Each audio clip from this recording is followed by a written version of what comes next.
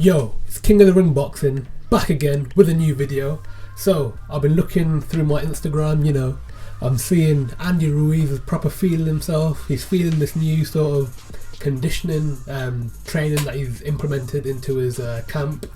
Obviously, he said before that before he teamed up with Eddie Reynoso, he never did any sort of conditioning, no sort of resistance training. It was all just like, running and pad work and things like that, sparring, but he never included resistance work. And from the pictures that I've seen, like for example, the picture where Ruiz on the bag, the thumbnail of this video essentially, his legs have bulked up quite a lot. I've never seen Andy Ruiz's legs look like that before, so you can tell he's taking it very seriously. In terms of the weight loss itself, you can't really, because he's not, obviously he took that one picture from that obscure angle, where it's taking it from a bird's eye view, so you can't really tell. But what you can tell from that picture where you can see his legs is that he has been doing his resistance work, and he has been taking that seriously, and he has put on a bit of mass, muscle mass that is. So yeah, perhaps he has actually finally took this seriously and lost the weight. I've always said that Ruiz's skills on the inside are probably one of the best in the division. Obviously he's more than, I'd say he's definitely got the fastest hands on the inside in the division, and not that he has great upper body movement, it's just that his reflexes are really good.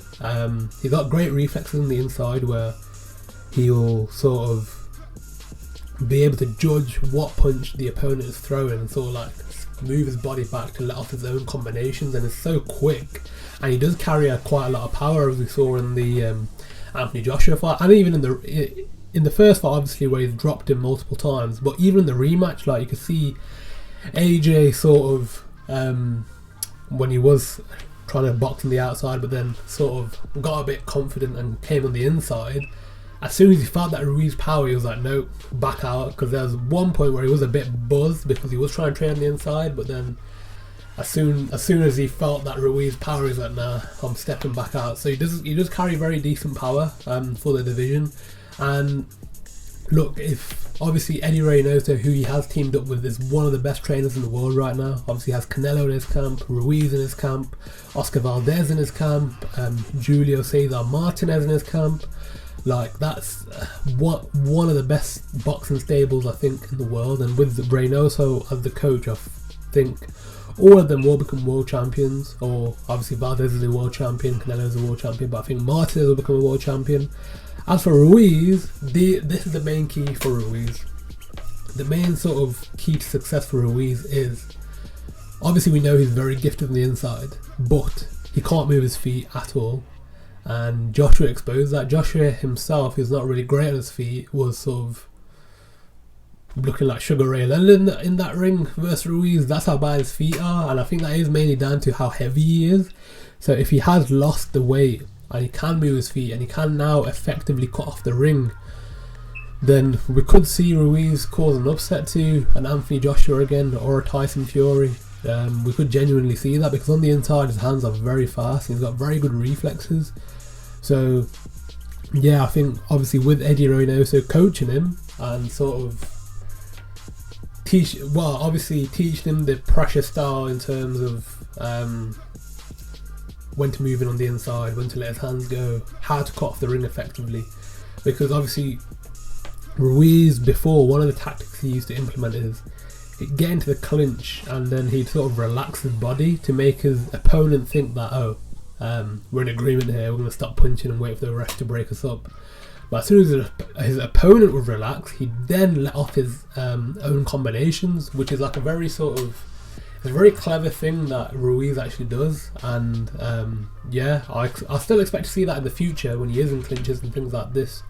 But that shouldn't be his only way of getting in on the inside. And obviously if he does improve his feet under Eddie Reynoso, which I believe he will, I think we've got a very, very dangerous contender to become world champion again. And I think that in the right fights, I think Ruiz will cause an upset. Only if he has lost the weight and he has improved on his footwork, because his footwork was diabolical and always has been diabolical, really. Because of how heavy he is, because you can't really be light on your feet and be that fat, do you know what I mean?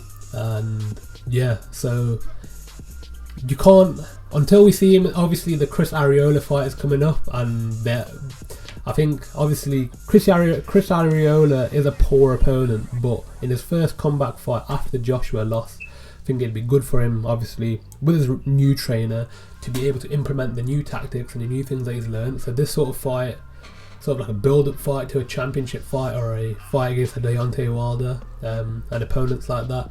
I think this sort of fight is perfect for Andy Ruiz to sort of sharpen his tools, really, and maybe even practice how to use his new ones. So I do expect Ruiz to beat Arreola comfortably, but we will definitely see in that fight if he has lost the weight, if he has improved on part of his games that a week before, and I think that will give us an indication as to where he'll go in the future with his heavyweight career. But yeah, let me know in the comments below, what do you think? Do you think that all those pictures that he's put up are just angles? You know, obviously on Instagram we all try and put up our best photos, so that might not be how he looks all the time. Obviously we still haven't seen his torso or anything like that, so we can't really tell if he has lost the weight. But yeah, do you think that he can improve the parts of his games which are major flaws, like his foot movement?